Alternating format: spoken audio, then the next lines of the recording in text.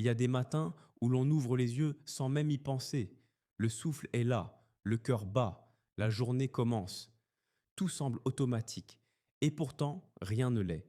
Nous vivons dans un monde qui nous a appris à courir, à produire, à contrôler, à croire que tout dépend de nous. On avance, on planifie, on travaille, on lutte. Parfois on réussit, parfois on tombe, mais rarement on s'arrête pour reconnaître d'où tout cela vient réellement. Dire merci à Dieu, c'est d'abord accepter une vérité simple mais profonde. Nous ne sommes pas la source. La vie ne commence pas avec nous. Elle ne dépend pas uniquement de nos efforts et elle ne tient pas seulement à notre intelligence ou à notre force. Le souffle que nous avons ce matin, nous ne l'avons pas fabriqué. Le battement de notre cœur n'obéit pas à notre volonté. Même lorsque tout semble normal, stable, sous contrôle, il y a une main invisible qui soutient chaque instant. Beaucoup remercient Dieu seulement quand tout va bien. Quand les portes s'ouvrent, quand les projets aboutissent, quand la santé est au rendez-vous. Mais la reconnaissance authentique ne dépend pas du confort. Elle naît d'une conscience, celle de comprendre que même dans les jours ordinaires, même dans les saisons difficiles, Dieu reste la source. Ce que nous appelons normal est déjà un miracle discret. Se lever, marcher, voir, entendre, respirer, tout cela n'est pas dû au hasard. Il arrive que l'homme s'attribue le mérite de tout ce qu'il possède. Il dit: j'ai travaillé pour ça, je me suis battu, je me suis sacrifié. Et c'est vrai, il y a des efforts, il y a des combats, mais même la force de se lever pour lutter vient de quelque part. Même l'opportunité de travailler, la capacité de réfléchir, l'énergie de continuer ne sont pas autogénérées. Reconnaître que tout vient de Dieu ne diminue pas notre valeur. Au contraire, cela dit Otamakrère, cela nous replace dans la vérité. Quand on commence à réaliser cela, quelque chose change à l'intérieur.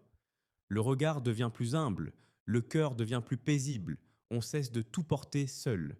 Dire merci à Dieu, ce n'est pas un rituel religieux, c'est une posture intérieure. C'est reconnaître que notre vie ne repose pas uniquement sur nos épaules. C'est accepter que même quand on ne comprend pas tout, même quand certaines portes restent fermées, Dieu continue de soutenir ce qui ne s'effondre pas. Il y a des personnes qui traversent des épreuves profondes et qui pourtant trouvent encore une raison de dire merci. Non pas parce que la douleur a disparu, mais parce qu'elles savent que leur existence ne s'est pas arrêtée. Dire merci à Dieu, c'est parfois simplement dire: je suis encore là. C'est reconnaître que malgré les tempêtes, quelque chose tient bon, quelque chose demeure, quelque chose veille. Et souvent, c'est dans cette reconnaissance-là que le cœur commence à s'ouvrir davantage, à voir autrement, à ressentir une paix qui ne dépend pas des circonstances, parce que la source n'a jamais changé. Il y a une vérité qui dérange profondément l'orgueil humain. Nous n'avons pas tout mérité. Nous aimons croire que nous avons gagné notre place, que nos efforts suffisent, que notre parcours justifie ce que nous sommes aujourd'hui. Pourtant, lorsqu'on regarde honnêtement sa propre vie, on se rend vite compte que beaucoup de choses auraient pu mal tourner. Certains choix auraient pu nous détruire. Certaines erreurs auraient pu nous coûter bien plus cher. Et malgré cela, nous sommes encore debout. La grâce commence là où le mérite s'arrête. Elle apparaît précisément dans les zones où l'homme échoue, là où la volonté flanche, là où la force manque. Être sauvé par grâce, ce n'est pas être parfait, ce n'est pas avoir tout compris, ce n'est pas avoir toujours bien agi. C'est reconnaître que sans l'intervention de Dieu, notre histoire aurait pu s'écrire autrement. Beaucoup vivent avec un poids invisible, la culpabilité du passé, des paroles prononcées, des actes regrettés, des occasions gâchées. On avance, mais avec cette impression d'être constamment redevable, constamment en faute, comme si Dieu observait avec sévérité chaque faux pas. Pourtant, la grâce ne fonctionne pas sur le principe de la dette. Elle ne s'achète pas, elle ne se négocie pas, elle se reçoit. Dire merci à Dieu pour la grâce, c'est accepter d'arrêter de se juger plus durement que Dieu lui-même. C'est reconnaître que l'amour de Dieu ne dépend pas de notre performance spirituelle. Il y a des saisons où l'on se sent fort, engagé, zélé, et d'autres où l'on se sent faible, instable, parfois même indigne. La grâce reste la même. Elle ne varie pas selon notre état émotionnel ou notre constance.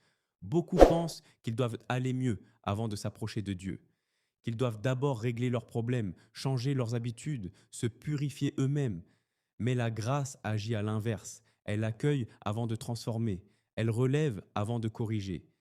Elle restaure avant d'exiger.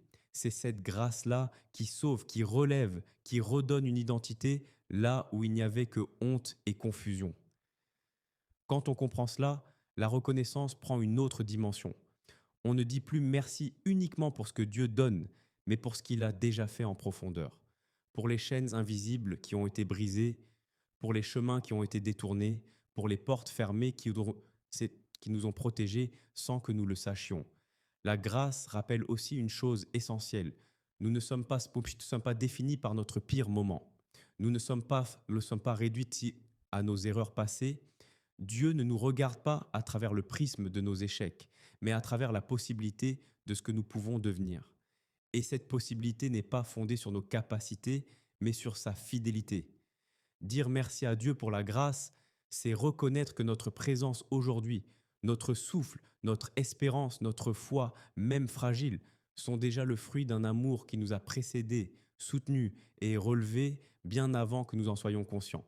Il y a des combats qui ne se voient pas, ils ne font pas de bruit, ils ne laissent pas toujours de traces visibles, mais ils fatiguent profondément l'âme. Ce sont ces luttes intérieures, ces pensées qui tournent en boucle, cette impression constante de manquer de quelque chose. Le cœur devient lourd, l'esprit se remplit de plaintes, parfois même sans s'en rendre compte. Et plus on regarde ce qui ne va pas, plus tout semble s'assombrir. La gratitude agit comme un déplacement intérieur. Elle ne nie pas la réalité, elle ne maquille pas la douleur, mais elle déplace le regard. Au lieu de rester figée sur ce qui manque, elle ouvre les yeux sur ce qui est encore là, et ce simple déplacement change profondément l'état du cœur. Là où il y avait de la tension, quelque chose commence à se relâcher. Là où il y avait de l'amertume, une douceur inattendue s'installe. Quand le cœur apprend à dire merci, il cesse progressivement de se nourrir de comparaisons. Il ne regarde plus ce que les autres ont, ce qu'ils vivent, ce qui semble leur réussir. Il revient à sa propre histoire. Il reconnaît le chemin parcouru, les épreuves traversées, les moments où tout aurait pu s'arrêter, mais ne s'est pas arrêté. Cette reconnaissance redonne de la valeur à ce qui semblait banal. La gratitude transforme aussi la manière de réagir face aux difficultés. Au lieu de répondre par la colère ou le découragement immédiat, le cœur apprend à respirer autrement. Il apprend à attendre, il apprend à faire confiance, même quand les réponses tardent. Et dans cette attente, quelque chose se construit à l'intérieur. Une paix qui ne dépend pas de la rapidité des solutions.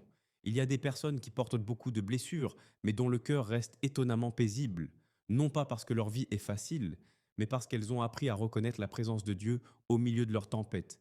La gratitude ne supprime pas la douleur, mais elle empêche la douleur de devenir un poison.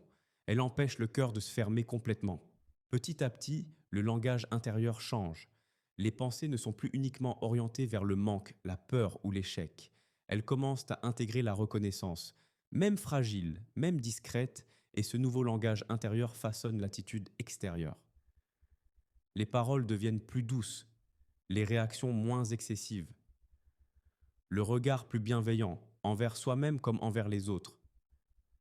La gratitude transforme aussi la manière de se voir soi-même. On cesse de se définir uniquement par ce qui ne fonctionne pas. On commence à reconnaître les progrès, même petits, les victoires silencieuses, les moments où l'on a tenu bon alors qu'on pensait abandonner. Et cette reconnaissance nourrit une espérance nouvelle.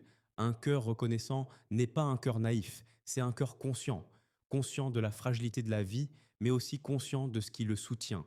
Et plus cette conscience grandit, plus le cœur devient un lieu habitable, un lieu de repos, un lieu où la foi peut respirer, même au milieu des incertitudes. La reconnaissance n'est pas seulement une émotion intérieure, elle est une direction. Lorsqu'un cœur reconnaissant s'élève, il ne reste pas centré sur lui-même, il se tourne vers Dieu. Il le place au centre, il reconnaît sa place, sa grandeur, sa souveraineté. Dire merci, dans ce sens, devient un acte d'adoration.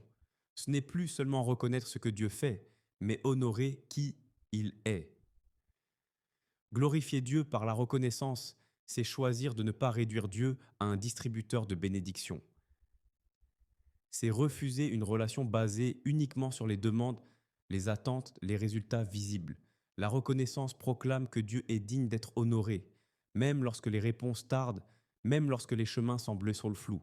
Elle affirme que Dieu reste Dieu, indépendamment des circonstances. Il y a une puissance particulière dans un cœur qui loue sans condition, un cœur qui dit merci quand tout est clair, mais aussi quand tout est incertain. Cette reconnaissance-là élève Dieu dans la vie de la personne. Elle lui donne la première place. Elle déclare silencieusement: Tu es au-dessus de mes peurs, au-dessus de mes questions, au-dessus de mes limites. Et cette déclaration transforme l'atmosphère intérieure.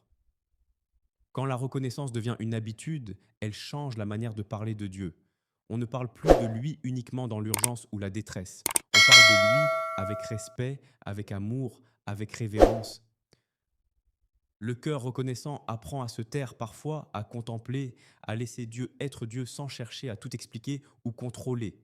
Glorifier Dieu par la reconnaissance, c'est aussi lui faire confiance publiquement et intérieurement.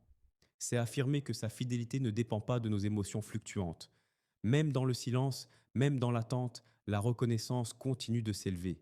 Elle devient une offrande qui ne cherche pas à convaincre, mais qui honore. Cette posture change aussi la relation avec les autres. Une personne reconnaissante ne cherche pas à attirer la gloire sur elle-même. Elle sait que ce qu'elle est, ce qu'elle a, ce qu'elle vit ne lui appartient pas entièrement. Cette conscience produit de l'humilité, de la douceur, une manière différente de marcher dans la vie. La reconnaissance devient alors un témoignage silencieux. Il arrive que les mots manquent, que les situations dépassent la compréhension. Dans ces moments-là, la reconnaissance n'a pas besoin d'être longue ou élaborée. Parfois, un simple merci murmuré suffit. Et ce merci, même discret, monte comme un parfum. Il ne cherche pas à expliquer, il l'honore. Il ne réclame pas, il reconnaît. Lorsque Dieu est glorifié par la reconnaissance, le cœur se libère du besoin constant de validation. Il sait à qui appartient la gloire. Il sait d'où vient la vie. Et dans cette certitude, il trouve une stabilité nouvelle, une paix profonde, une force intérieure qui ne dépend pas des applaudissements, mais d'une relation vivante et sincère avec Dieu.